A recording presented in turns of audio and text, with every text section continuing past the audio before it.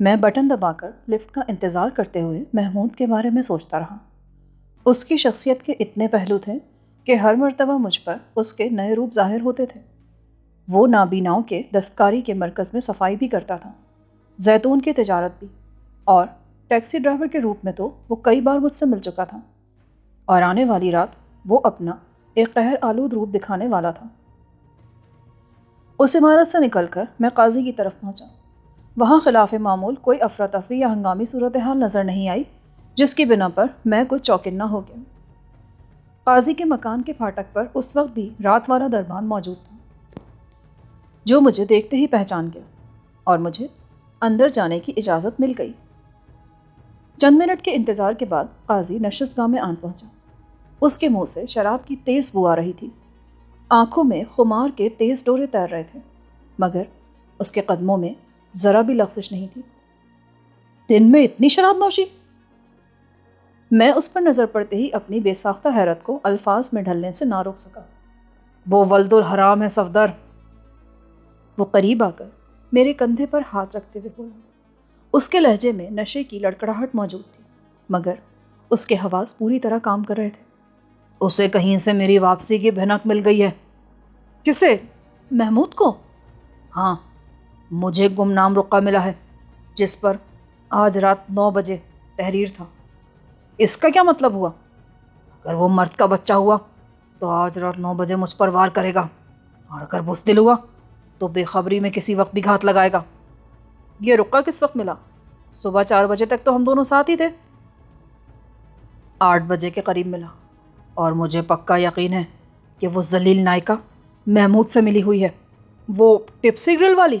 ہاں، ٹپسی کی مالکہ Mrs Martin نے مجھے پہچان کر اسے خبر پہنچائی ہوگی، ورنہ پورے اسرائیل میں 4 کے سوا 5واں آدمی کو میری واپسی کا علم نہیں تھا۔ تو کیا وہ باہر سے غائب ہو گئی ہے؟ غائب؟ وہ فوجی تحویل میں ہے اور بدترین تشدد کا نشانہ بنی ہے۔ تم جانتے ہی ہو کہ تشدد کے سلسلے میں عورتیں مردوں کے مقابلے میں بہتر اور آسان ٹارگٹ ہوتی ہیں۔ مجھے تو شبہ ہے کہ محمود تمہارے ساتھ کوئی گہری چال چل رہا ہے۔ وہ اتنا احمق نہیں ہے کہ تمہیں وقت دے کر خود ہی چوہے دان میں آن پھنسے۔ خیال تو میرا بھی یہی ہے، مگر اس جنونی سے ہر بات کی توقع کی جا سکتی ہے۔ خط ملنے کے بعد سے میرے اعصاب پر بے چینی سی مسلط ہے۔ احتیاطی تدابیر تو بہر صورت ضروری ہے۔ تل ابیب کے گیریجن کمانڈر بریگیڈیئر شارون نے میری حفاظت کی ذمہ داری قبول کی ہے۔ وہ فخریہ لہجے میں بولا، مگر مجھے تو یہاں کوئی بھی نظر نہیں آیا۔ حفاظتی حصار فاصلے پر قائم کیا گیا ہے۔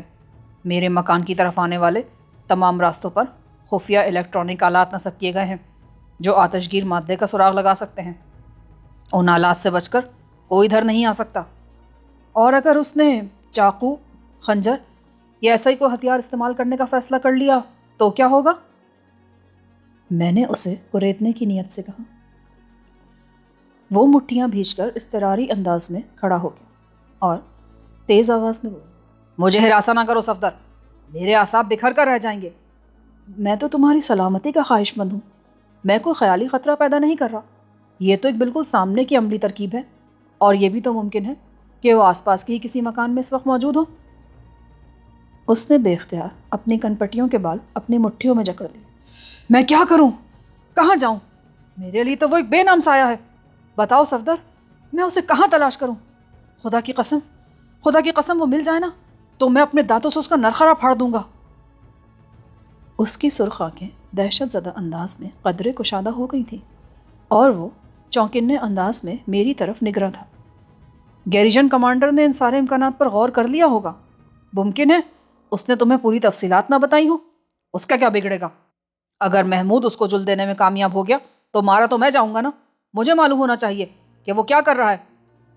وہ آئے تو کھل کر اس سے بات کر لینا۔ میں نے اسے شہ دی۔ میری تو عقل معاف ہوتی جا رہی ہے۔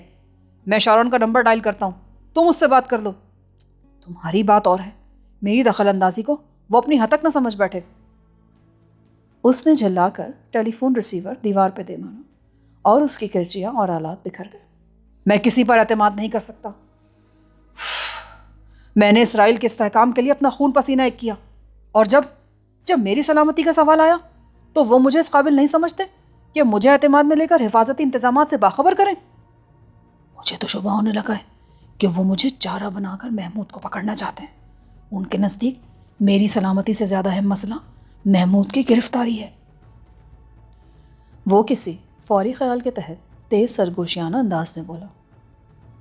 موت کو اپنے آس پاس منڈلاتے ہوئے محسوس کر کے قاضی ہادی کی عیاری اور مکاری خوف کے ریلے میں بہہ گئی تھی، اور وہ مجھ سے اپنے تعلقات کے بھرم کا لحاظ کیے بغیر اعتراف کر بیٹھا تھا کہ اس نے اسرائیل کے لیے قیمتی خدمات سر انجام دی ہیں، مگر میرے لیے وہ ایسا موقع نہیں تھا کہ میں اس کی گرفت کرتا۔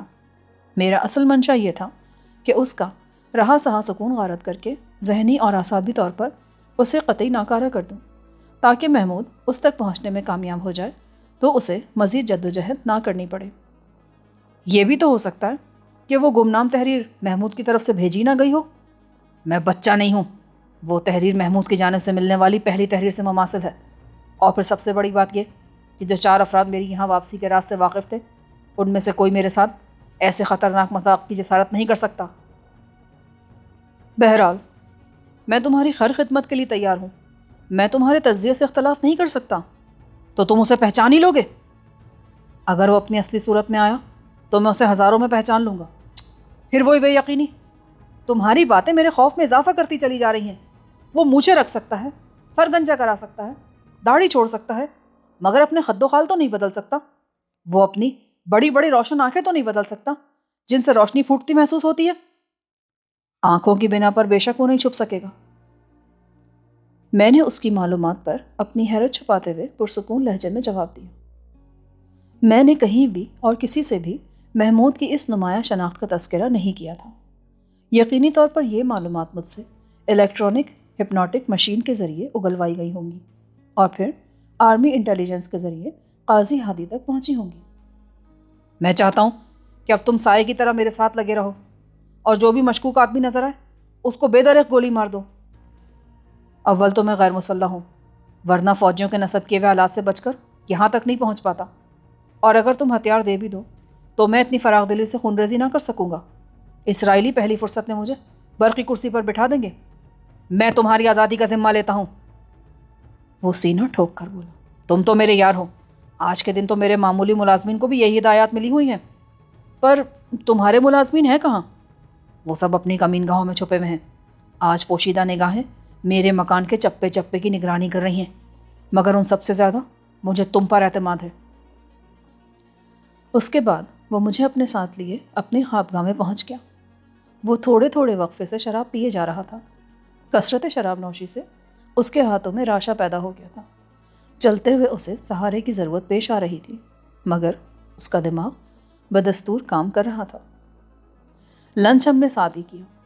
کھانے سے فارغ ہو کر قاضی نے 0.23 کا ایک وزنی پستول فاضل گولیوں سمیت میرے حوالے کر دیا۔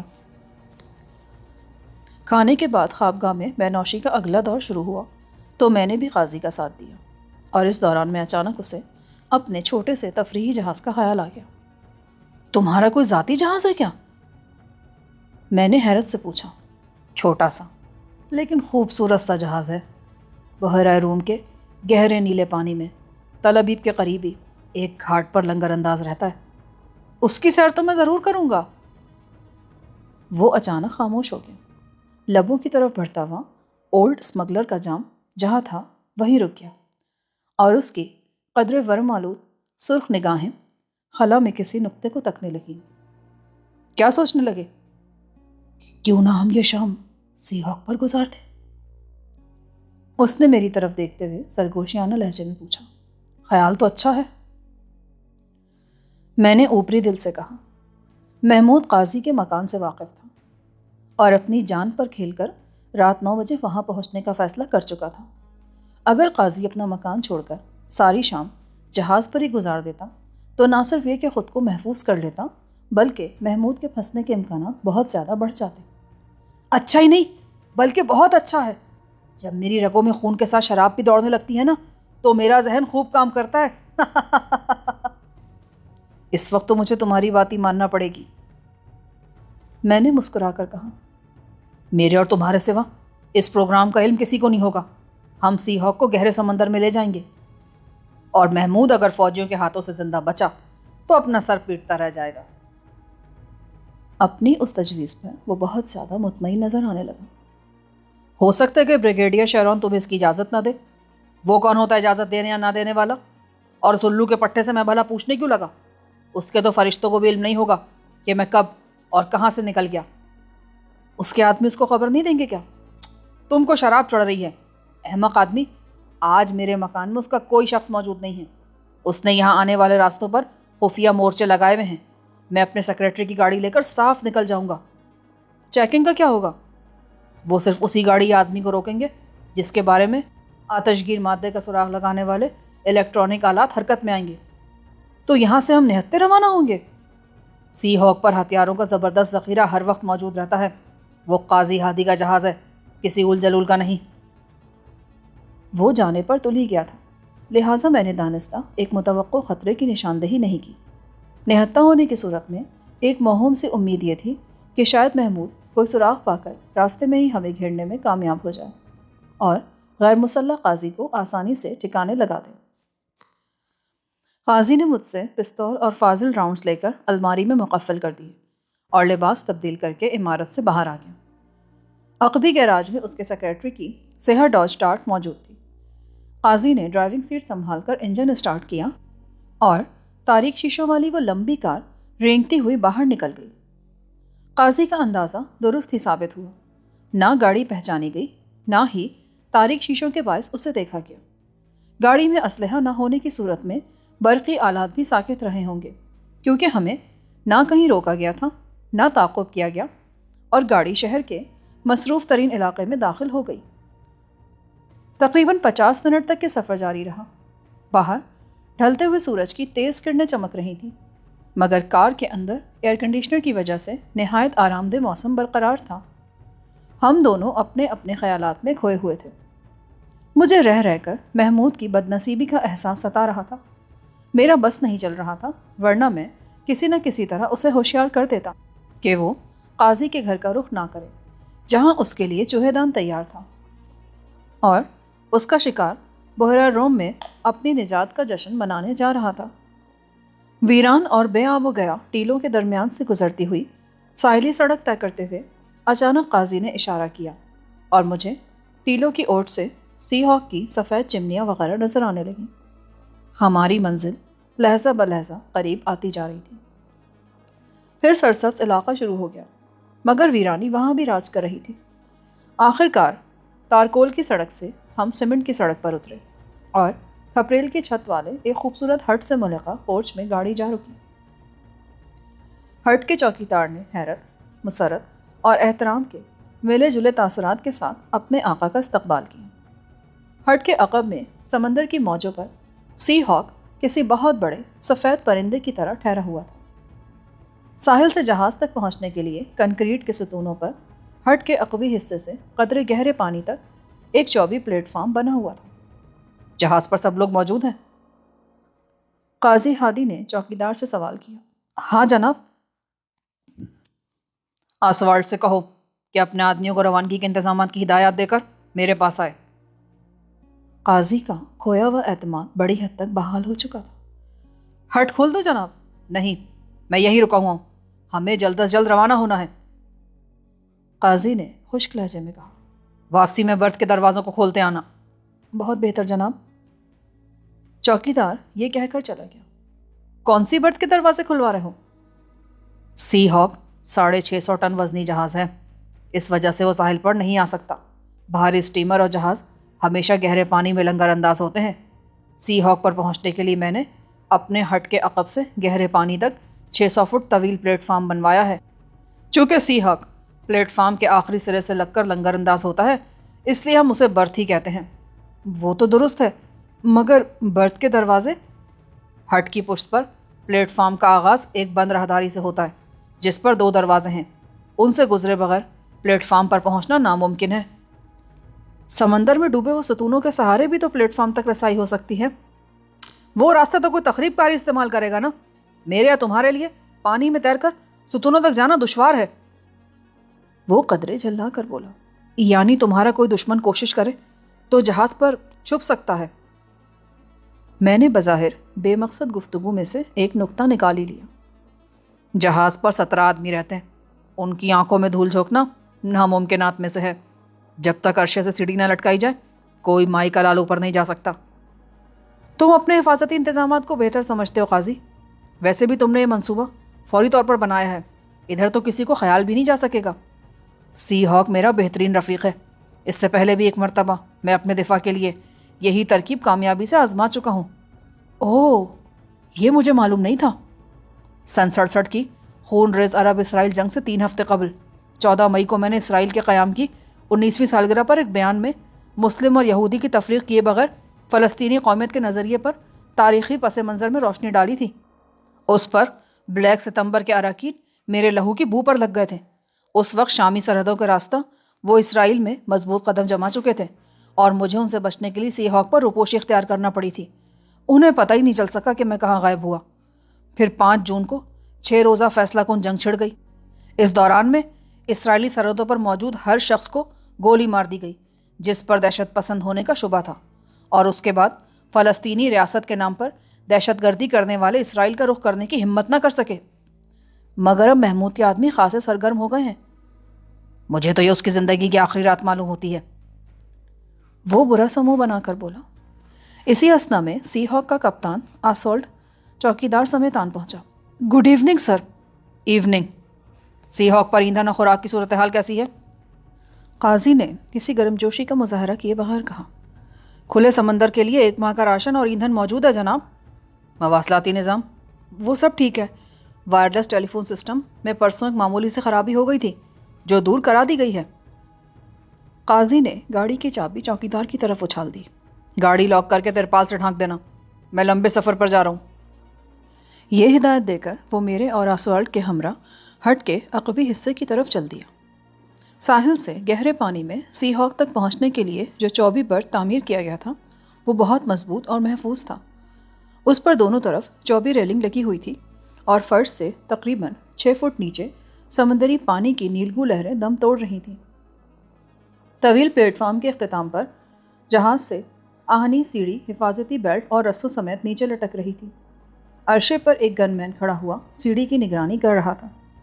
سب سے پہلے کپتان نے قاضی کی کمر کے گرد بیلٹ ڈالی، پھر نائلون کا مضبوط رسہ بیلٹ کے ایک فولادی ہک میں پھنسا دیا۔ رسے کا دوسرا سرا عرشے پر جاتا ہوا نظر آ رہا تھا۔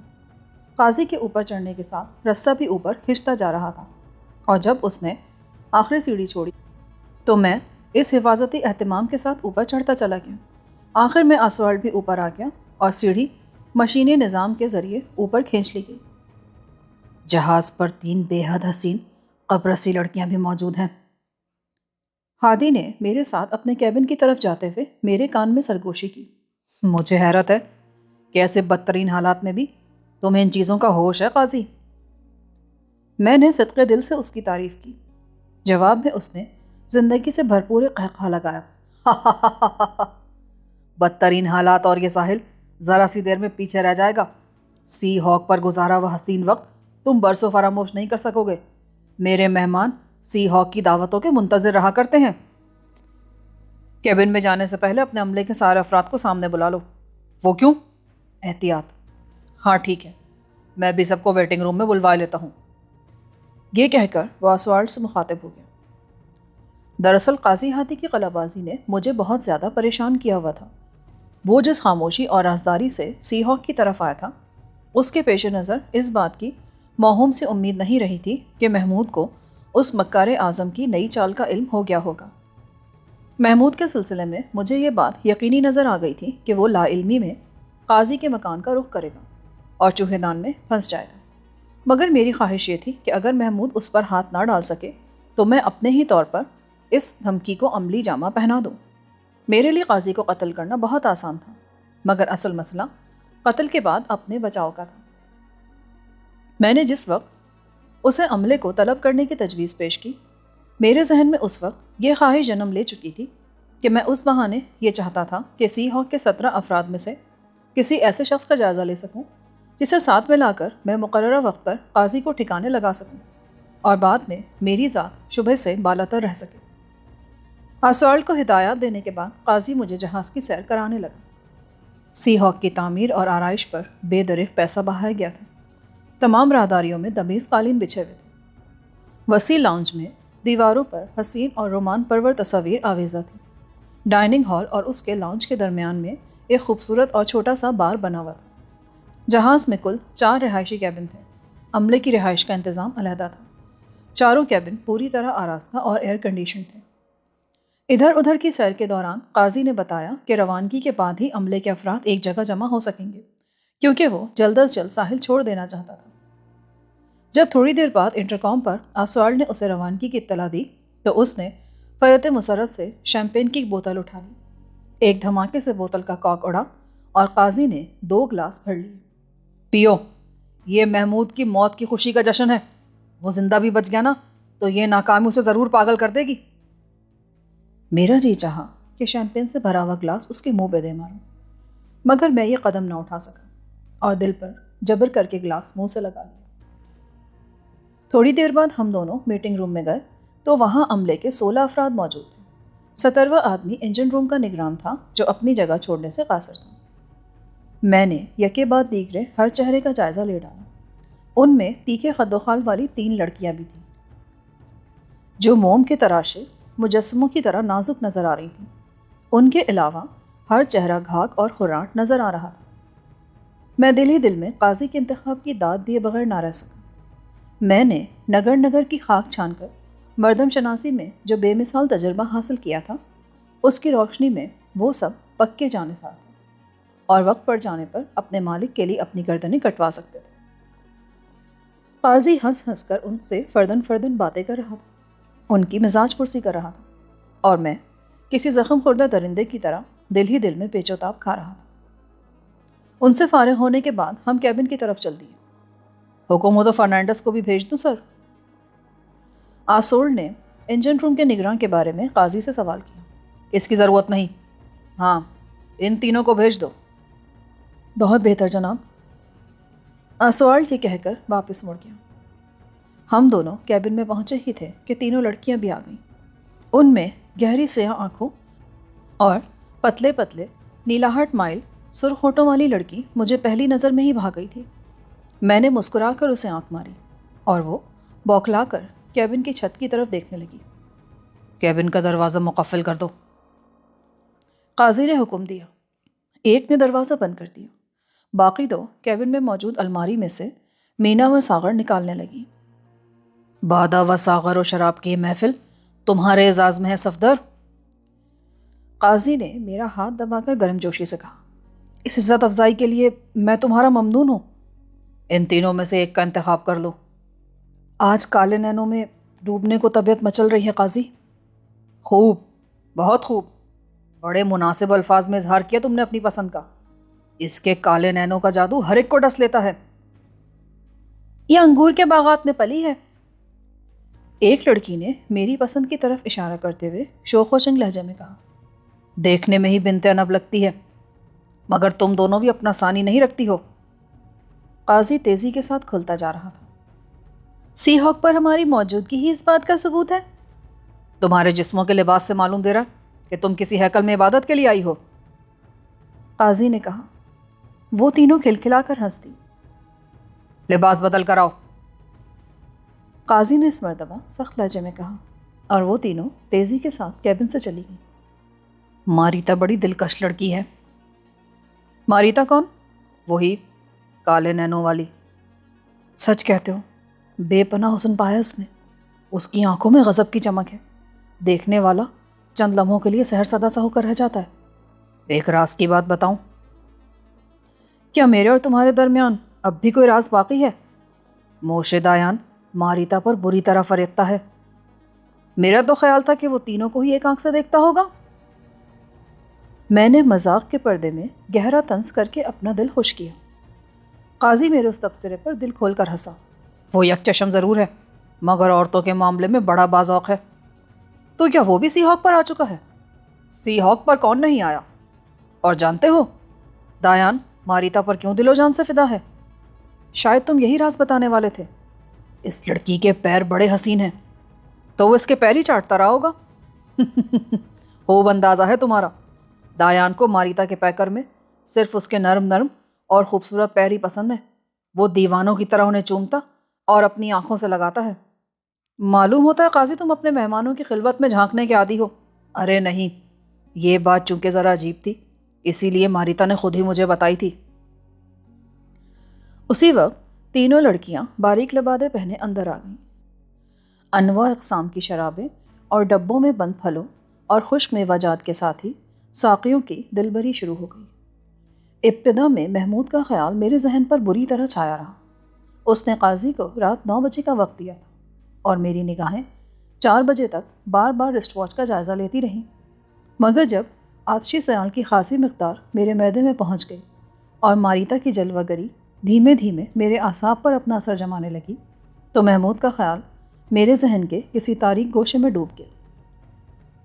وہ نہ جانے کیا وقت تھا، مجھے اندازہ نہ ہو سکا۔ کیبن میں کافی دیر سے تاریکی کا راج تھا اور مجھ پر سرور نے اتنی کاہلی طاری کی ہوئی تھی کہ میں رسٹ واچ کی طرف دیکھنے کی ہمت بھی نہ کر سکا۔